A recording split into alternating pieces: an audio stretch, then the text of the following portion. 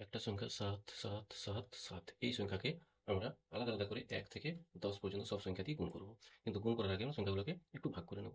১ দিয়ে গুণ করা বা না করা একই ব্যাপার, সেই সংখ্যাই হবে। ১০ দিয়ে গুণ করা বা না করা একই ব্যাপার, শুধু লাস্টে একটা শূন্য বসিয়ে দিলে গুণফল আমরা পেয়ে যাবো। এখন আমাদের সংখ্যা হচ্ছে ৭, ৭, ৭, ৭ ইন্টু আমরা ২, ৩, ৪, ৫, ৬, ৭, ৮, ৯ পর্যন্ত আলাদা আলাদা সংখ্যা দিয়ে গুণ করব। কিন্তু গুণ করার আগে আমরা দুটো ভাগে ভাগ করে নেব। ২, ৩, ৫, ৬, ৯ এইগুলোর এক নিয়ম, আর ৪, ৭, ৮ এইগুলোর ক্ষেত্রে আলাদা নিয়ম। প্রথমে ২ দিয়ে গুণ করে দেখি কি হচ্ছে। দেখো, এই ২ আর এই ৭ কত হয়? ১৪। ১৪ লিখলাম। বাকি রইল কটা ৭? ১টা, ২টা, ৩টা। ৩টার জন্য আমরা এই ৪ আর ১ আর ৪ যোগ করে হয় ৫। ৩ বার ৫ লিখব। আমাদের গুণ কমপ্লিট। ১, ২, ৩, ৪ এইটাকে যদি আমরা ৬ দিয়ে গুণ করি, সেক্ষেত্রে হবে এই ৭ আর এই ৬, ৭, ৬, ৪২। কটা ৭ বাকি রয়েছে? ১টা, ২টা, ৩টা। ৪ আর ২ এর যোগফল কত? ৬। ৩ বার ৬ লিখব। ১, ২, ৩।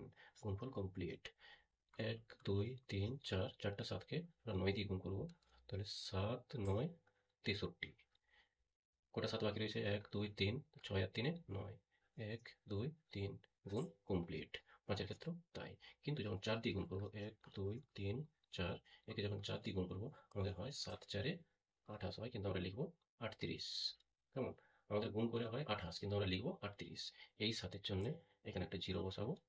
আর ১, ২ দুটো ৭ এর জন্য এখানে একটা ১, এখানে একটা ১। গুণফল হয়ে গেল আমাদের ৩1108। কিন্তু ৭, ৭, ৭, ৭ এটাকে যখন আমরা ৭ দিয়ে গুণ করব, তখন হবে আমাদের ৭, ৭ তে ৪৯, কিন্তু আমরা লিখব ৫৯। এই ৭ এর জন্য এখানে আমরা একটা সংখ্যা বসাবো, সেটা হচ্ছে ৩, আর দুটো ৭ এর জন্য দুটো ৪। কিন্তু যদি আমরা ৮ দিয়ে গুণ করি, ১, ২, ৩, ৪ একে যদি আমরা ৮ দিয়ে গুণ করি, সেক্ষেত্রে হবে ৭, ৮ এ ৫৬, কিন্তু আমরা লিখব ৬৬।